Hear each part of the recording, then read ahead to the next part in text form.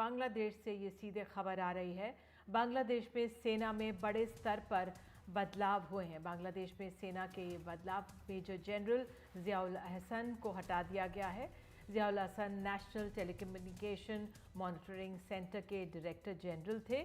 Lieutenant general Mohammad Saiful आलम को विदेश मंत्रालय की जिम्मेदारी दी गई है। वहीं कई बड़े अधिकारियों की जिम्मेदारियां भी बदल दी गई हैं। वहां से एक पत्रकार है सलमान, उनसे भी हम बात करने की कोशिश करेंगे। वो हमें वहां की ताज़ा अपडेट देंगे।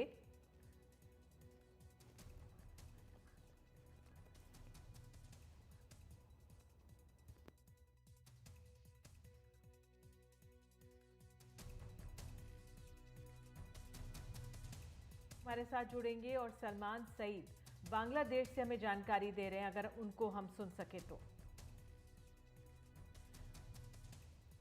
उमा शंकर सिंह हमारे से होगी, जुड़ चुके हैं। उमा, तो अब जो कई अधिकारियों को बदला गया है, क्या ताज़ा अपडेट वहां से? जी देखिए, सेना के जो एक टॉप अधिकारी हैं उनको सैक कर दिया गया है और 7 बड़े अधिकारियों का जो तबादला है वो किया गया है। और जैसा कि नाम हम अपने दर्शकों को बता रहे हैं कि किस तरीके से जो लेफ्टिनेंट जनरल सैफुल आलम है उनको विदेश मंत्रालय में नियुक्त किया गया है। इसी तरह से मोहम्मद मुजीबुर रहमान को GOC army training and doctrine command में नियुक्त किया गया है। लेफ्टिनेंट जनरल अहमद तबरेज शम्स चौधरी को सेना का क्वार्टर मास्टर जनरल जो है नियुक्त किया गया है। तो इस तरह से 7 बड़े अधिकारियों का तबादला किया गया है और जो जानकारी निकलकर सामने आ रही है उसके मुताबिक जिन अधिकारियों को पहले के ओहदे से हटाया गया है वो सभी शेख हसीना के नजदीकी थे और इसलिए उनको हटाया गया है। और जो एक अधिकारी को सैक किया गया है वो भी इसी वजह से, क्योंकि अब शेख हसीना का राज नहीं रहा तो सेना जो है वो अपने हिसाब से जो वहां पर नियुक्तियां है या जो पदोन्नति है या फिर जो नए डिप्लॉयमेंट है वो कर रही है।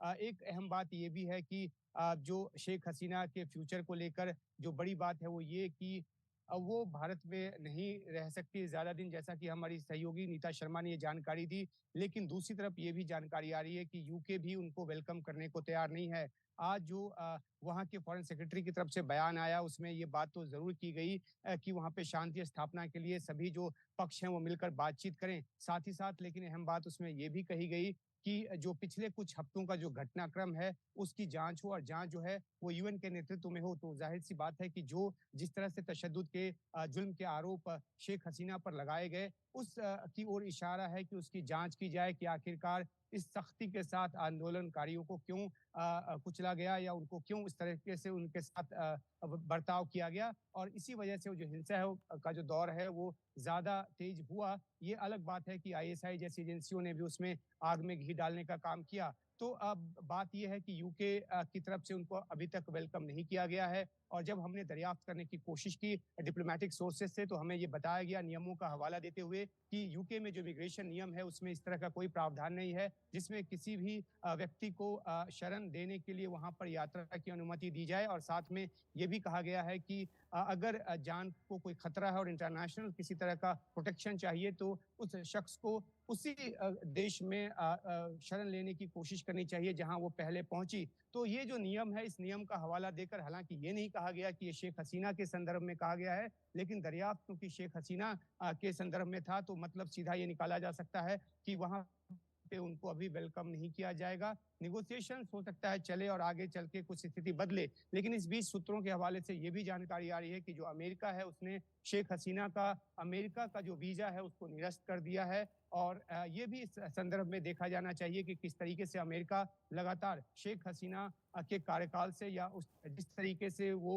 पेश आ रही थी अपने अपोजिशंस के साथ, जिस तरह से चुनाव वहां पर हुए, अमेरिका लगातार उसका मुखर विरोधी रहा। और इस वजह से भी ये हुआ है कि जब उनकी सत्ता चली गई है तो सूत्रों के हवाले से जानकारी आ रही है कि अमेरिका ने उनके वीजा को निरस्त कर दिया। हालांकि वो अमेरिका जाने वाली नहीं थी, इस तरह की कोई सूचना अभी सामने नहीं आई है। और आखिरी बात निधि की फिनलैंड जाने की जहां तक बात है, शेख हसीना के कुछ रिश्तेदार जो है फिनलैंड में भी रहते हैं तो एक डेस्टिनेशन के तौर पे फिनलैंड भी देखा जा रहा है। लेकिन इस बाबत अभी तक फिनलैंड की तरफ से कोई बयान या फिर शेख हसीना की तरफ से कोई ऐसा आधिकारिक तौर पे नहीं कहा गया कि वहाँ किस तरह की कोशिश चल रही है। जिस तरीके से यूके में जो अवामी लीग के लीडर हैं उनकी तरफ से बात सामने आई कि यूके में कोशिश की जा रही है और कुछ दिनों के भीतर हो सकता है ये रहे। हो सकता है कि ये बात जो है बन जाए, लेकिन जैसा कि हमने शुरू में ज़िक्र किया कि नीता ने इस बात की जानकारी दी कि भारत में लंबे समय तक नहीं रह सकते। ये इसके पीछे भी एक कूटनीतिक वजह है, क्योंकि जिस तरह से वहाँ पे सेना ने अभी कमान अपने हाथ में लिया है, अंतरिम सरकार बनने की प्रक्रिया वहाँ पे चल रही है,